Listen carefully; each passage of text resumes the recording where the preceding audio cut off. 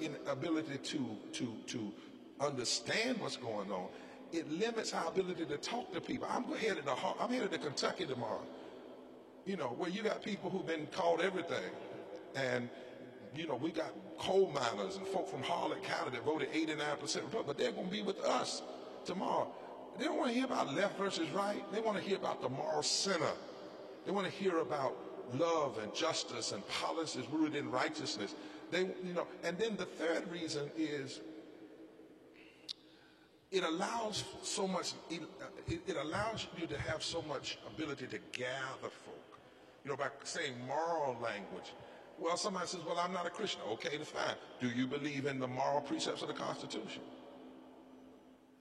Domestic tranquility, establishing justice, providing for the common defense, promoting the general welfare. You come on in there. However you frame it, what we have found is there's an interrelatedness to the moral traditions, the moral law, if you will, of the universe. And that language has helped us.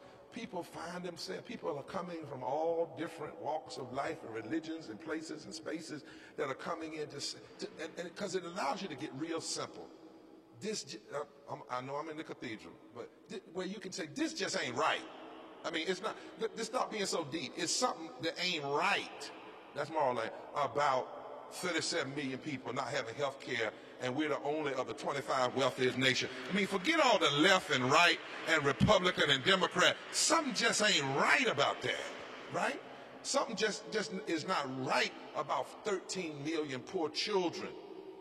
Here we are 100 and some odd years after the Emancipation Proclamation. We have the worst child poverty in the industrialized world. Something not right. Moral language, that's what we need. And because then you can have a kind of moral, righteous indignation.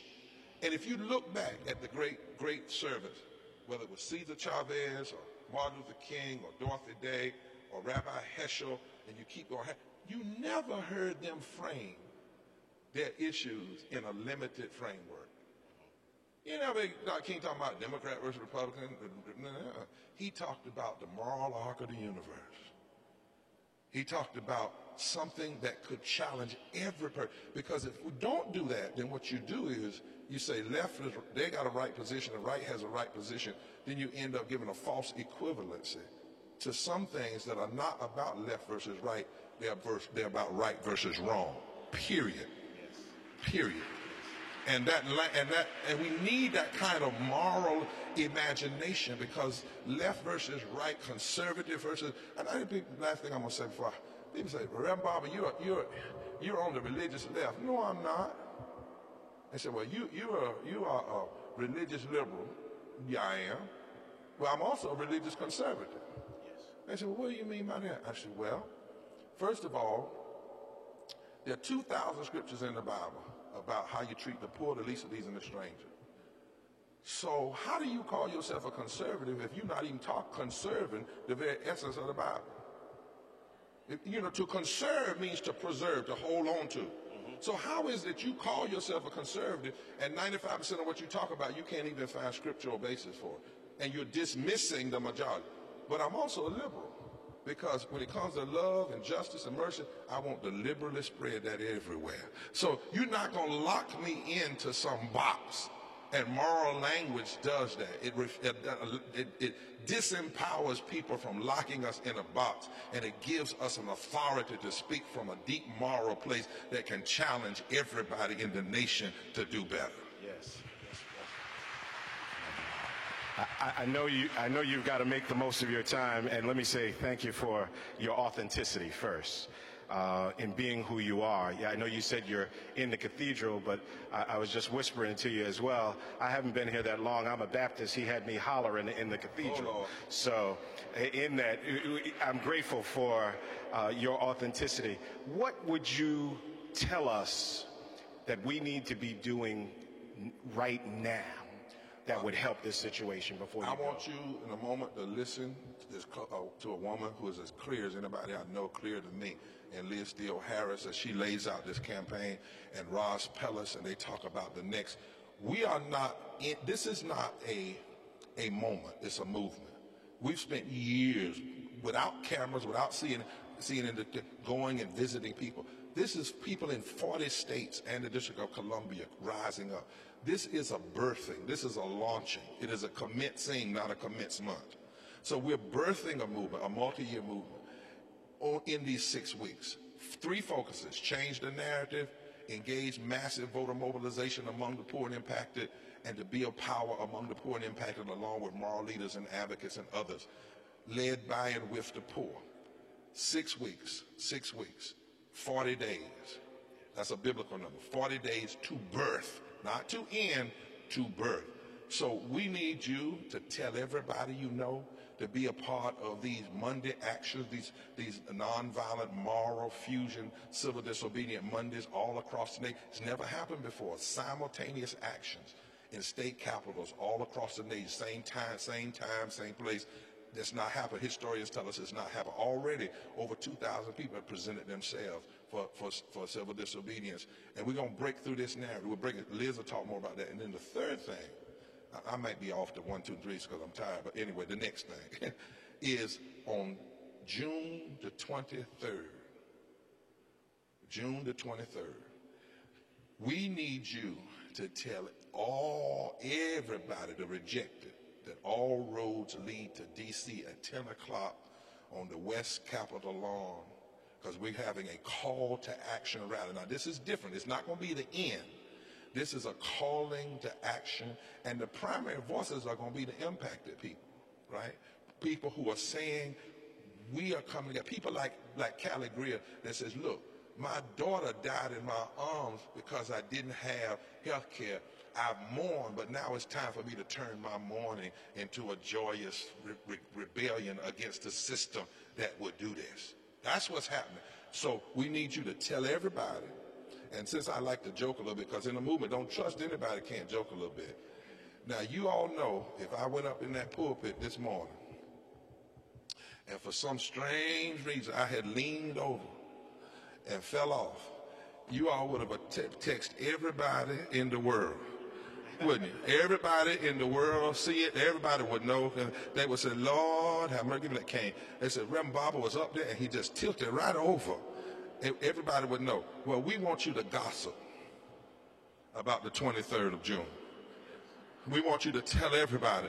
And those of you in Washington, help us make the crowd every Monday at 2 o'clock and join in the actions at 3 o'clock. But help us build this massive moral fusion coalition of the rejected and show the nation, not that we have just had 40 days of commemoration, but we've had 40 days of resurrection, 40 days of re-engagement, and that this remnant is going to make it better for the whole, and we've only just begun. Listen to Liz, listen to Ross, because they know it like nobody else. And may I have permission to leave and go to Kentucky with my good folk? Thank you all so much. God bless you.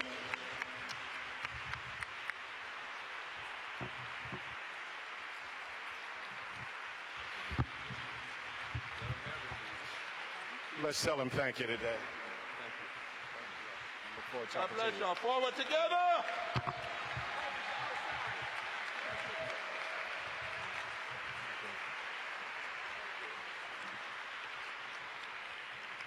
We're thankful, certainly with the adjustments in the weather and moving. Bishop Barber's on his way, of course, and we want to encourage each and every one. As we've heard Bishop Barber set the tone for us on today, for those who have stayed and, of course, are here, to really be moved further in understanding and action. I've mentioned those who are with us, of course, on the panel, and I'm thankful, of course, Ryan, that you're here. As we've talked about some of the broad aspects of all we need to do, and we recognize this is a movement that's happening in other areas, we want to make it real. And Bishop Barber talked this morning about reality. And many people today are living in what we might call virtual reality.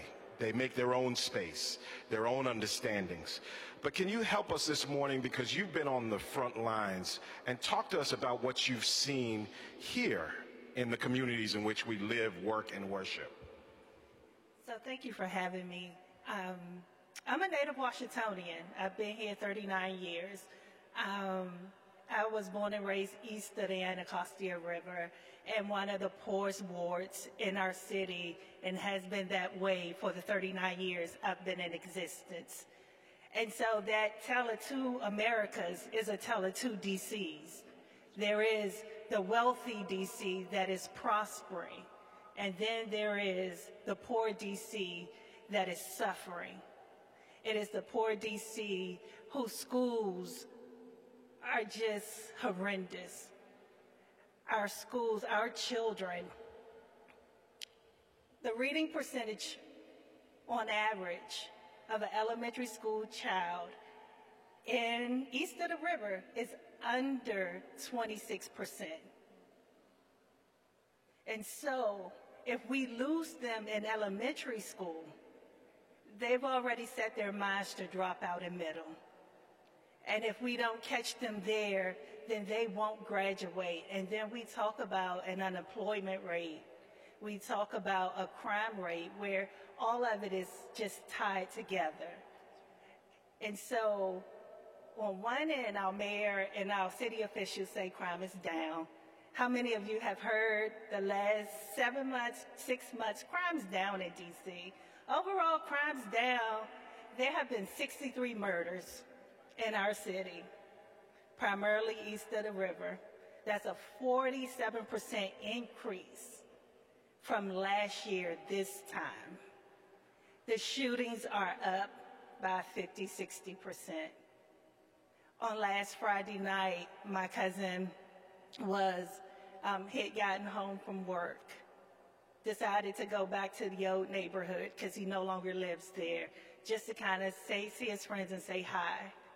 He was shot in his stomach, and now he's in a hospital literally fighting for his life because he just decided to stop in just to say hi to some friends on a Friday night. And some will beg to say, well, he was at the wrong place at the wrong time. Now, if that would have happened outside of the cathedral doors, would he have been at the wrong place at the wrong time? But because it happened east of the river, it was wrong place, wrong time. And that should not be our narrative. We need to focus in on education. If we say education is the key, then that's what we need to focus in on with our children, helping them. It's not good that I've dubbed this west of the river now. It's west of the river and east of the river. West of the river kids are prospering, while east of the river kids are dying. They're dying because there is one hospital for over 100,000 residents east of the river. There are only 3 grocery stores for 100,000, over 100,000 people east of the river. 3 grocery stores. But if you go down H Street, you have 3 places where you can shop. If you just take H Street on down, you have the Giant, you have Whole Foods, and you have the Walmart. And that's just on one stretch of street. But if you go east of the river, in Ward 7, there are 2 grocery stores. In Ward 8, there's just 1. Ward 8 has the highest concentration of children who are living in poverty, children who are not healthy. Ward 8 has, and with that, United Medical Center is the only hospital east of the river. And if you watch the news, it has no trauma center where 35 people have been killed or shot, but they have to go to Howard University, they have to go to George Washington, they have to go to Georgetown, cross over in DC traffic. And they die, some die almost en route, whereas this hospital has no trauma unit. Ward 8 has the highest mortality of babies and mothers dying during childbirth, but they have no pediatric unit. They have no OBGYN unit. It's been closed down, but there is no moral outrage. There is no one saying that those black and brown babies east of the river matter.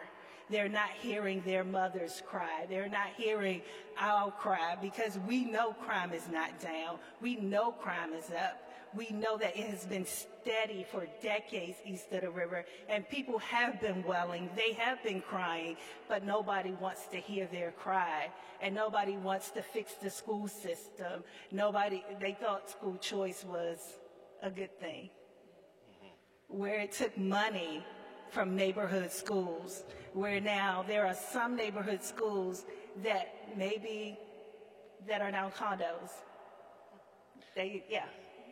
You know, I want to thank you for making it real. We've come here in the afternoon not just so that we would have these thoughts in our heads, but that we would be moved into action even further. And for many, it has to be made real in the things that we're turning our head to. So I thank you very much for putting it this way. And because, as you said, something's just not right. And we've got to know what it is, those things that are just not right. I want to ask you, Reverend Liz, that certainly as she has raised this and making it real, you've been organizing for over 20 years.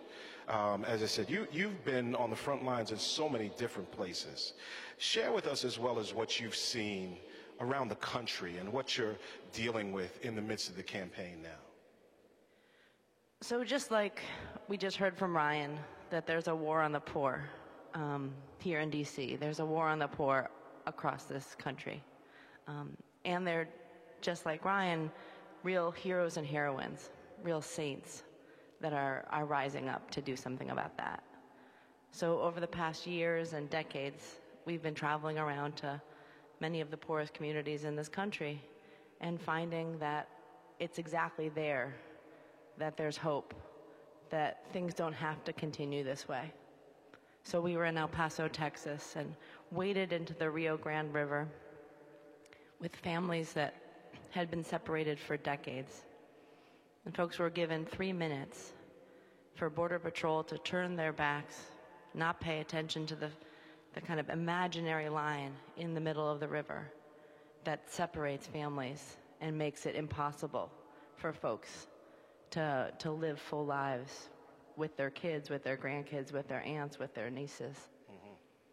We were in Grays Harbor, Washington, a little town at the end of the earth, or at least the end of this country, where out of 15,000 people that live in the area, 1,000 of them are homeless. Some of the highest rates of homelessness in this nation. And these are mostly poor, white millennials. The lumber industry has left, and people are left with nothing. We've been in Lowndes County, Alabama, and anyone that shows up tomorrow to take part in our actions will hear from folks out of Lowndes County, Alabama, where in 2018, kids are playing in raw sewage because there's not sanitation services for many, many families. The businesses in the area have gotten the sanitation services, but the poor families are being criminalized and having to live in their own waste. This is 2018. This is one of the richest countries in human history. We have the ability to build a prefab house in 45 minutes, but there are millions of people who are homeless. People are dying on east of the river, despite the fact that there's high-tech medical equipment, services, just a couple miles away, but people don't have access to that health care. And so what we're seeing across this country is that people are rising up, that people are organizing. And it's not that other people are telling folks that are poor and homeless and uninsured that they're going to help them, they're going to save them, but that poor people themselves have been able to band together with moral leaders and clergy, with advocates and activists, and say, we can turn this country around. We can make life better for everybody. Somebody's hurting our people, and it's gone on for far too long. We won't be silent anymore, and we're going to organize, we're going to organize, we're going to organize, and we're going to save the soul of this nation. I thank you for that. As you both have answered this and helped to make it real for us. We've got our seminary trained and our clergy, and they tell me now we have the attorney. Is that correct? The attorney that's sitting here, and folks say when you want to get something done, get a good attorney. So in this, as you've seen it today, there are many who, when we speak about changing things, they're looking at policies. And all that we really need to change, not just in our thoughts, but change in our policies. Could you speak a little bit about how that is going to be done and how we balance that even with our faith perspectives and setting policies that'll help those who are poor? So this whole question of change by policy is an important one, and it matters. But the question really is, how are policies changed in this country? And policies are changed in this country when people demand the change. And that's what we have to be. That's our job. And so there are a lot of folks of goodwill who are policy makers, but we need to make them do that. And we've heard them time and time again say that, and we have to take them seriously. We have to do that. We have to show them that we are backing them. We have to give them backbone to move ahead. But we need change in policy, but that comes from the people. Policy change comes from the people. It comes from everybody in this room. And so I would urge folks to join this campaign and to join campaigns wherever you are who are watching this, to do what we have to do in this country. Because what we are seeing around the country, what we're seeing is that people are moving, they're rising up, and they're doing it not because there's a certain change in the White House, but because they understand that in order to have a life that we all deserve in this country, that they have to do something, they have to come together across all lines and to do what we have to do to change this country. We're making the most of the time that we have in this today. And I just want to ask a broad question for all three of you to respond to, giving you time as well. We're talking about change, demanding change, making change. How do you reach and get persons motivated to change a system that they're benefiting from? And right now, many of those who we're talking about helping right now, they're going to be out there on the front lines, and you've raised about us supporting them and being with them. You all have been motivated to help them. But some of the things that we're talking about changing, many people are benefiting from. And while we may want change, we may not be so inclined to receive change. As I said, everybody wants change until it knocks on their front door. And so how would you address that for individuals to say that they need to move, we need to move? Those of us who are sitting in the cathedral today need to get involved in this, but you're asking us to somehow give up some things or sacrifice some things. How do you address that for those, and especially us who are sitting here today? I open that to whoever wants to jump in there first. Okay, I guess I'll be the brave soul. So there's this quote, I always get it wrong, but it says, when they came for, it wasn't me, so I didn't do anything. When they came for and you can put whatever you want, it wasn't me, so I didn't, and so forth and so on. But when they came for me, no one was there. And so I get the privilege of talking to people from every economic background there is. And it's like, they are here for the poor today, but they'll be coming for you next. What are you? What else is there that you are? Who else is in your family that you care about? Like, is your daughter gay? Is your son handicapped in any way? Like, what else is there that you love and you care about? Because the things that we love and we really care about are our families and our friends. And if you can appeal to that place in them, because if you can just imagine living life without the wife that you love so much, that in one moment things can just be ripped away and taken away, then what? That's how people are living every single day. It's not you today, but who knows? It could be you tomorrow.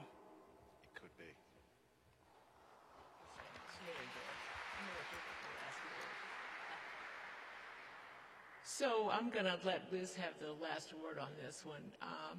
But one of the things I want to add to what you're saying, Ryan, is that fewer of us are benefiting. So what we have is a turnaround. I mean, what we've seen in the past is that there's this range of folks who benefit. But today, few of us are benefiting.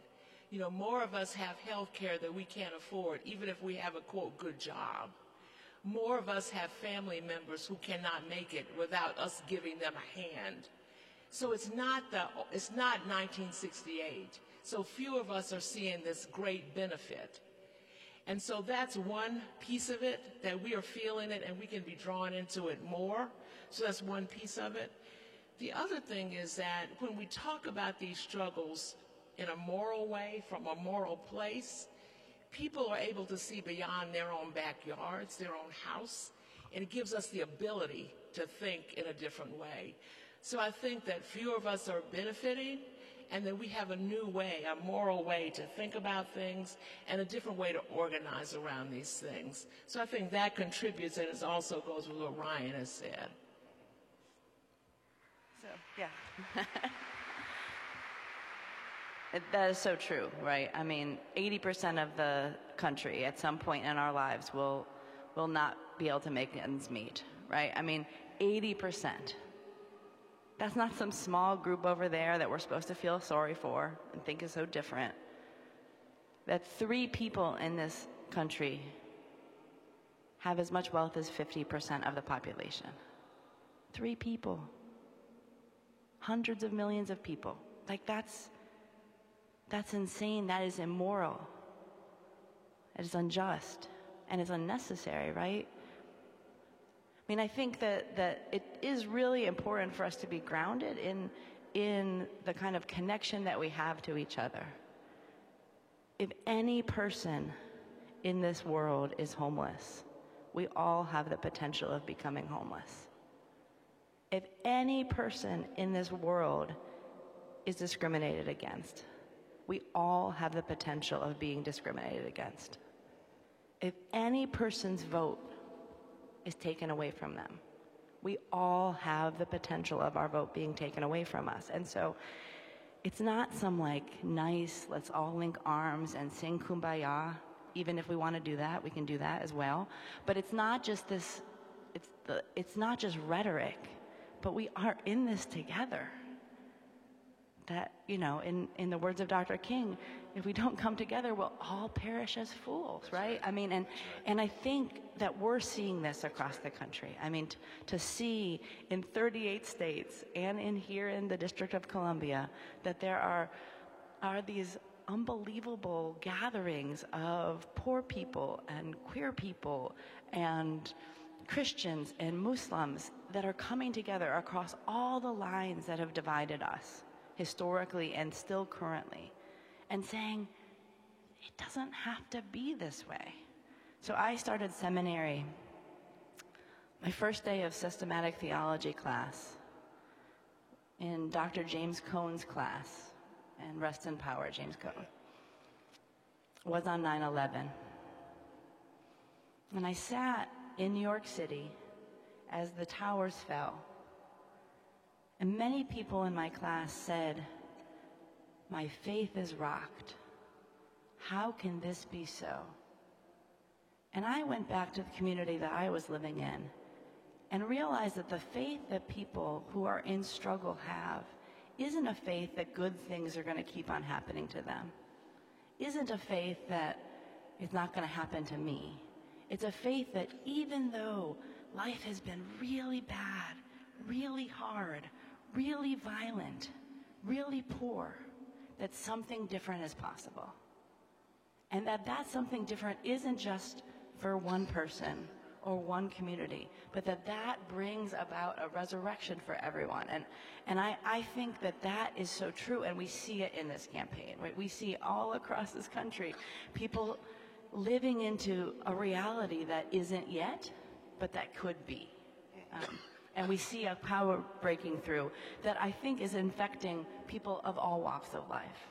And not having be us against them, or you're going to take this away from me. We have to rob Peter to pay Paul. No, no, no, no. We have enough money.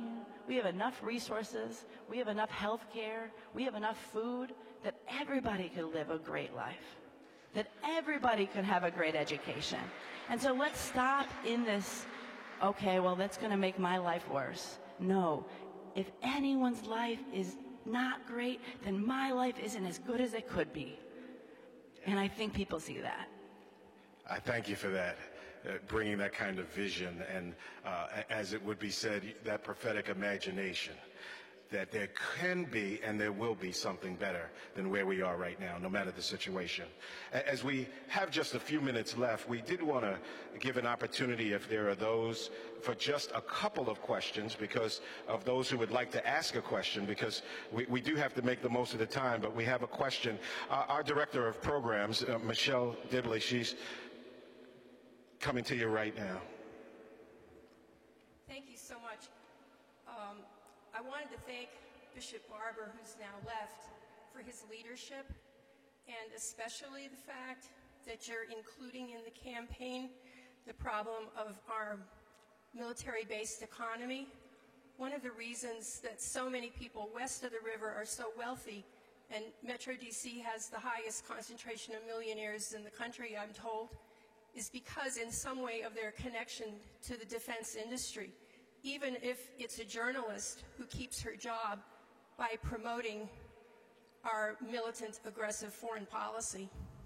But I do have a question that I wanted to ask, and that's about the Poor People's March that's coming here from Philadelphia this week. I think they left today, and they're coming on the 6th. I notice it's not included. And what is the relation between the Poor People's Campaign and the Poor People's March? Yeah. So things are not good in this country. And we need many, many flowers to bloom. We need everyone to take action in their communities.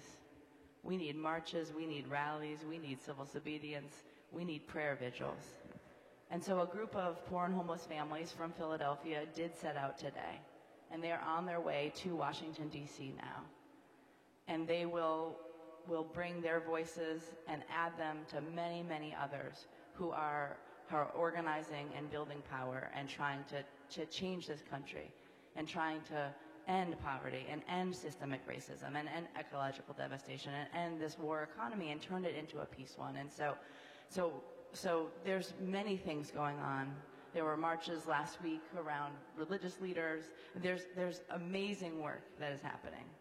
And just like Bishop Barber was talking about, many of these stories we don't hear in our news today. And so it is important for us to take it upon ourselves to get involved, because there's powerful work going on out there. And so it's to be lifted up and celebrated and joined in. And so that's really important. Certainly. Another question?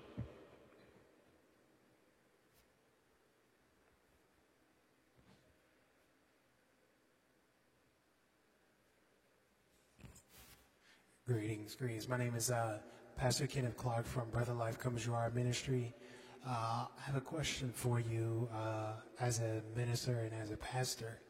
One of the things that I've known that there's an issue with, how can we create and change the culture for churches to get more involved with as it relates to the Poor People's Campaign? Because I do the work, I go to the churches, let people know what's going on. So how do we change that climate and that culture for that? Well, in responding to that first, because I have gotten and received that question quite often about how do we change that culture. And I think there are several pieces to this. The first piece is, while we talk about being a faith community, there are sacred texts that are lifted up within all of our faith communities. And what we have to really do is be true to the sacred texts, not just the pieces that make us happy, but the pieces that transform us and help us to be who we've been created to be. And so when we first look at those texts, are we, as I might call sometimes, doing the buffet selection of what we want and passing over the things that we need? Whenever I go out to eat, and I think my wife is here somewhere, she knows I'll pass the vegetables because I want everything else, and those things. But, you know, still, in growing up, the things that I really need to eat, the leader has to take the responsibility to make sure that everyone's eating well. I say that first, that if we're going to change that culture, let's be true that, as the scripture was lifted today, that I'm mindful of the sick and the hurt and the needy and those who are suffering, the widows and the orphans, that we're mindful of that. It has been lifted, and I will reiterate again and join in, that we have to be in and among the people. I have not come to be served, but I've come to serve. And the leader has a responsibility to put themselves in service positions.